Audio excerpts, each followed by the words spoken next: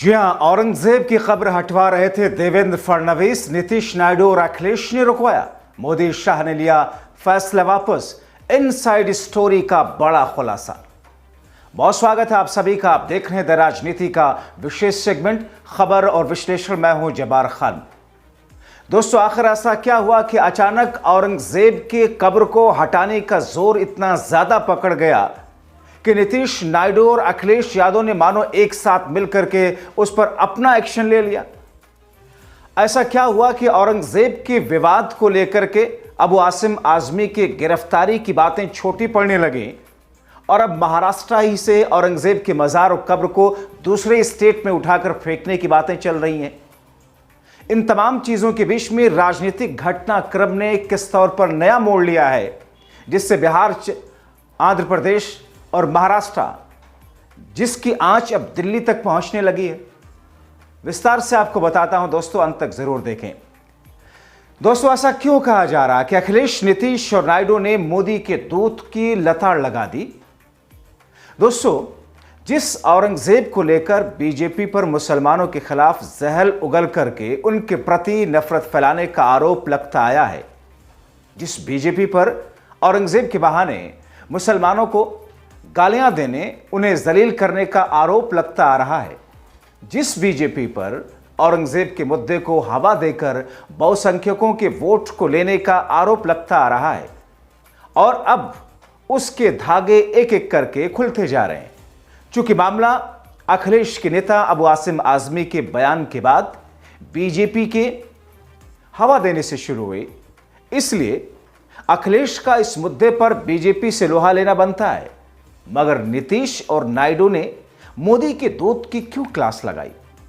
बहुत दिलचस्प है दोस्तों जानना।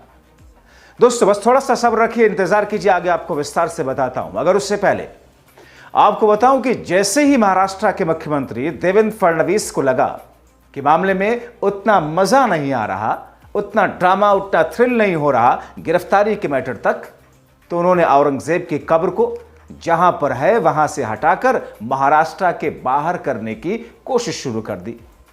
और उसमें उनके साथ कई और दलों ने मौका देख करके चौका लगाना शुरू किया।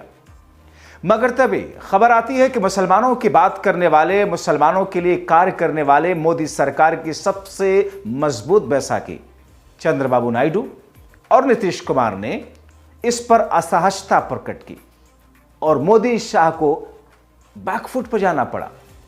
क्योंकि दोस्तों, अगर चंद्रबाबू नायडू और नीतीश कुमार किसी मुद्दे को लेकर के सरकार के सामने, मोदी सरकार के सामने खुद को असहज दिखा रहे हैं, अनकंफर्टेबल शो कर रहे हैं, तो फिर मोदी शाह के लिए उस फैसले को लेकर के आगे बढ़ना, बीजेपी के लिए उस फैसले को लेकर आगे बढ़ना, एनडीए के लिए उस फैसले को लेकर के आगे बढ़ना न सिर्फ मुश्किल बल्कि एक तरीके से असंभव सा है। दोस्तों, महाराष्ट्र के मुख्यमंत्री देवेंद्र फडणवीस अब कह रहे हैं कि छत्रपति संभाजी नगर में मुगल बादशाह औरंगजेब के मजार को हटाया जाना बेहद जरूरी है, लेकिन यह कानून के दायरे में किया जाना चाहिए। यहां पर वो कांग्रेस की सरकार को भी लगातार घेर रहे हैं। वो कहते हैं कि पिछली सरकार कांग्रेस ने इस स्थल को भारतीय पुरातत्व सर्वेक्षण के संरक्षण में दे दिया था। मराठा राजा छत्रपति शिवाजी महाराज के वंशज और सतारा से भारतीय जनता पार्टी के सांसद उदयनराजे भोसले ने छत्रपति संभाजीनगर जिले में स्थित औरंगजेब के मजार को हटाने की मांग की थी। दरअसल उधर दोस्तों, शिवेंद्रराजे भोसले कहते हैं कि औरंगजेब की कब्र महाराष्ट्र में ही नहीं रहनी चाहिए, इसमें किसी को गलत लगने जैसी कोई बात होनी भी नहीं चाहिए। उधर महाराष्ट्र नवनिर्माण सेना के नेता बाला नांदगांवकर कहते हैं कि शिवाजी महाराज को तकलीफ देने वाले, संभाजी महाराज की हत्या करने वाले औरंगजेब की कब्र की कोई जरूरत नहीं, इसे जल्द से जल्द वहां से उखाड़ फेंकना चाहिए, हटा देना चाहिए।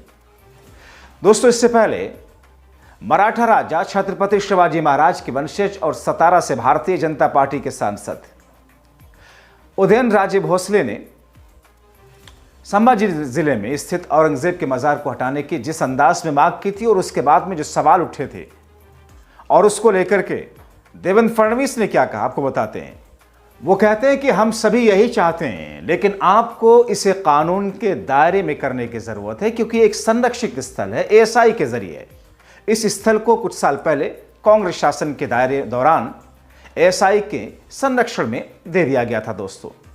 तो सवाल यह है कि एएसआई के संरक्षण वाली चीज को कोई पॉलिटिकल पार्टी, कोई सरकार यूं ही नहीं हटा सकती, और इसीलिए इस मुद्दे पर बीजेपी को बैकफुट पर जाना पड़ रहा है। खबरें ऐसी निकल करके आई बावजूद इसके, क्योंकि आपने संभल में देखा किस तौर पर एएसआई संरक्षित है वो मस्जिद, बावजूद इसके उसको लेकर के किस तौर पर कानूनी दांवपेच का पछड़ा सामने आया। मगर इन तमाम चीजों के बीच में कहा गया कि दरअसल एएसआई संरक्षित इस जगह को लेकर के बीजेपी के लिए उतनी ज्यादा आसानी महाराष्ट्र में दिखी नहीं, और इसीलिए उनके सबसे मजबूत सहयोगी जो कि आंध्र प्रदेश में मुसलमानों के लिए मुस्लिम एजेंडा चलाते हैं, बिहार में नीतीश कुमार मुस्लिम एजेंडा चलाते हैं, उन्होंने असहजता जाहिर की बीजेपी के सामने। दोस्तों, आखिर ये विवाद इस स्तर पर क्यों पहुंचा? आपको ये जानकर बड़ी हैरानी होगी कि औरंगजेब को लेकर इतिहासकारों में अलग अलग तरह की राय हैं।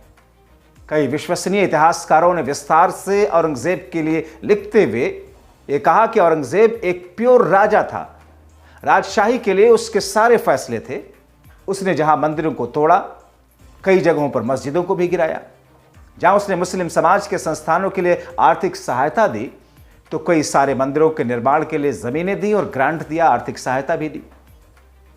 मगर दोस्तों, आज के कई सारे राजनीतिक जानकार और प्रोफेसर तो खोल करके कहते हैं कि बीजेपी और खासकर मोदी शाह की बीजेपी बहुसंख्यकों को के वोट के लिए उनको मुसलमानों के खिलाफ करने की कोशिश करती है, और उनमें ऐसे मुद्दे करामद होते हैं, सामने आते हैं, जिसके लिए मुगलों, इस्लामिक रूलर्स का जिक्र करके संघ और बीजेपी को सूट करने वाले इतिहास का जिक्र कर बहुसंख्यकों और मुसलमानों के बीच में खाई पैदा करने की कोशिश की जाती है।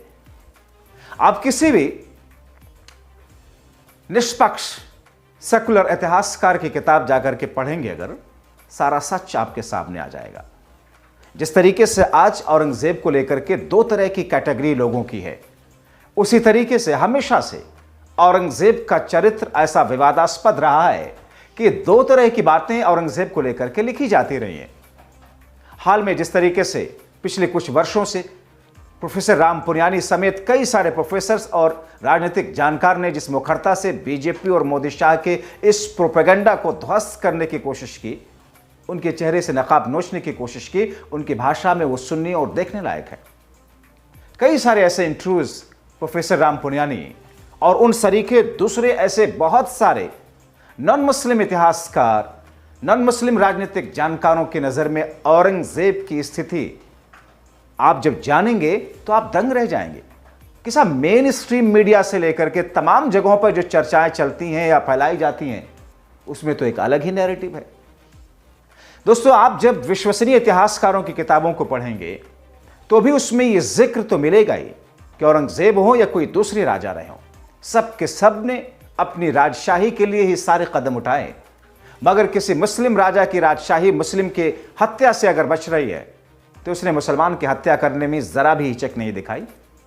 इसी तरह अगर हिंदू राजा की राजशाही को किसी हिंदू से खतरा है और उस राजा को उस हिंदू की हत्या से राजशाही उसकी बच रही हो, तो उसने उस हिंदू की हत्या में झिझक नहीं दिखाई। और इतिहास बताता है औरंगजेब मुस्लिम था, इस बात से कौन इनकार कर सकता है, मगर विश्वसनीय इतिहासकारों की नजर में उसके फैसले इस्लाम या मुसलमानों को ध्यान में रख करके नहीं लिए जाते थे, ना ही हिंदुओं के खिलाफ उसके फैसले सेंटर पॉइंट में थे।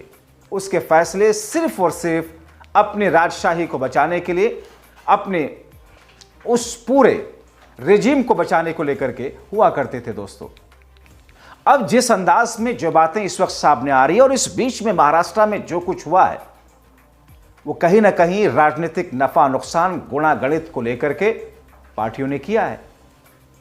क्योंकि जिस तरीके से इस पूरा विवाद शुरू हुआ, उसके बाद यह सब होना बहुत ही लाजमी था। दोस्तों, अब ऐसे में जो बातें सामने आ रही हैं कि औरंगजेब एक मुस्लिम था, औरंगजेब जो फैसले लेता गया उसमें उसकी अपनी राजशाही थी, क्योंकि उसने बेहद अपने खास लोगों को जिस तरीके से मारा, जिसमें मुस्लिम भी थे, उसके अपने रिश्तेदार थे, बहुत नजदीकी रिश्ते के लोगों को उसने मारा। तो इतिहासकारों की नजर में राजा प्योर राजशाही को बचाने के लिए अपने भाई, अपने पिता, अपने खानदान के लोगों तक को कैद करा करके हत्याएं करते रहे, वो चाहे हिंदू हो या फिर मुस्लिम हो। बहुत सारे विश्वसनीय इतिहासकारों की नजर में औरंगजेब एक कुशल प्रशासक था जिसने विशाल साम्राज्य को एकजुट भी रखा। दोस्तों, आप गूगल करें या संघ और बीजेपी को सूट कर रही इतिहास को अगर पढ़ेंगे तो औरंगजेब को 1658 से 1707 के बीच, यानी कि करीब करीब 50 वर्षों तक मुगल बादशाह के तौर पर अपनी धार्मिक कट्टरता और सख्त शरिया कानूनों के लिए जाना गया है। आप गूगल करें, आप संघ बीजेपी से जुड़े हुए लोगों के जरिए जो इतिहास बताया जा रहा है उसको देखें। संघ और बीजेपी को सूट करने वाला इतिहास यह भी बताएगा कि इसके उलट दूसरी ओर शिवाजी महाराज ने मराठा स्वराज्य की स्थापना की, मुगलों के खिलाफ कई लड़ाइयां लड़ी। 1666 में औरंगजेब ने शिवाजी को आगरा बुलाया, कैद करने की कोशिश की, लेकिन शिवाजी चतुराई से मिठाई की टोकरियों में छिप करके कैसे बाहर निकले। यह घटना औरंगजेब के लिए अपमानजनक थी और दोनों के बीच में दुश्मनी की गहरी खाई पैदा कर गई। शिवाजी की मौत के बाद में उनके बेटे संभाजी ने मराठा साम्राज्य को संभाला। 1689 में औरंगजेब ने संभाजी को पकड़ा और उनकी हत्या कर दी। इस घटना ने मराठों और मुगलों के बीच की लड़ाई को और बढ़ाया। इतिहासकारों के मुताबिक औरंगजेब ने अपने शासन में कई मंदिरों को नष्ट किया और वो इतिहासकार जिसको बड़े जोर शोर से बीजेपी और संघ के लोग उठाते हैं और बताते हैं कि मंदिरों को नष्ट किया, हिंदुओं पर जिज़्या लगाया, हिंदू समुदाय में जिसके खिलाफ में नाराजगी बढ़ी। दरअसल दोस्तों, ये पूरा विवाद महाराष्ट्र में औरंगजेब को लेकर के इस बार तब खड़ा हुआ जब छावा फिल्म में औरंगजेब के मुद्दे पर हुए विवाद के बाद समाजवादी पार्टी के विधायक अबू आसिम आजमी ने सदन में, महाराष्ट्र के सदन में कहा कि 17वीं सदी के मुगल बादशाह औरंगजेब को क्रूर, अत्याचारी या असहिष्णु शासक नहीं मानते। इन दिनों फिल्मों के माध्यम से मुगल बादशाह की विकृत छवि बनाई जा रही है। इतिहासकारों ने औरंगजेब को एक मुस्लिम शासक के तौर पर नहीं बल्कि एक शासक के तौर पर याद किया है। यह अलग बात है कि वह मुसलमान था और उस समय मुगल हुकूमत चल रही थी, तो मुस्लिम शासक के तौर पर ही उसे याद किया जाएगा। अबू आजमी ने कहा था कि औरंगजेब की छवि खराब करने और उस पर विवाद की कोशिश के जरिए राजनीतिक फायदा लेने की बात कुछ और बीजेपी उसकी कोशिश कर रही है, मगर इस मुद्दे को बीजेपी ने जमकर उछाला। अबू आसिम आजमी को सदन से बाहर कर दिया। फडणवीस जेल भेजने की बात जोर शोर से करते रहे। जब विवाद गहराया तो अबू आजमी ने कहा कि इतिहासकारों ने जो लिखा है वही मैंने सदन के अंदर कहा। मेरे शब्द को तोड़ मरोड़ करके पेश करके राजनीति की जा रही है। मैंने छत्रपति शिवाजी महाराज, संभाजी महाराज या अन्य किसी भी महापुरुष के बारे में कोई अपमानजनक टिप्पणी नहीं की है दोस्तों। मगर यह सारा का सारा विवाद ऐसा लग रहा था कि थोड़ा शांत हो रहा था, मगर इसी बीच में औरंगजेब के मजार, औरंगजेब की कब्र को वहां से उठा करके दूसरी जगह, महाराष्ट्र से दूसरी जगह किए जाने के मुद्दे को उछाल करके एक बार फिर से भारतीय जनता पार्टी, महाराष्ट्र के मुख्यमंत्री देवेंद्र फडणवीस और उनके सुर में सुर मिलाने वाले कुछ दूसरे दलों के नेताओं ने भी मौके पर चौका लगाने की कोशिश की है। तो क्या वाकई औरंगजेब का मुद्दा खत्म नहीं होने देना कई सारे राजनीतिक दलों को उनके राजनीति के लिए खाद पानी का काम कर रहा है? तो दोस्तों, ऐसे में सच क्या है?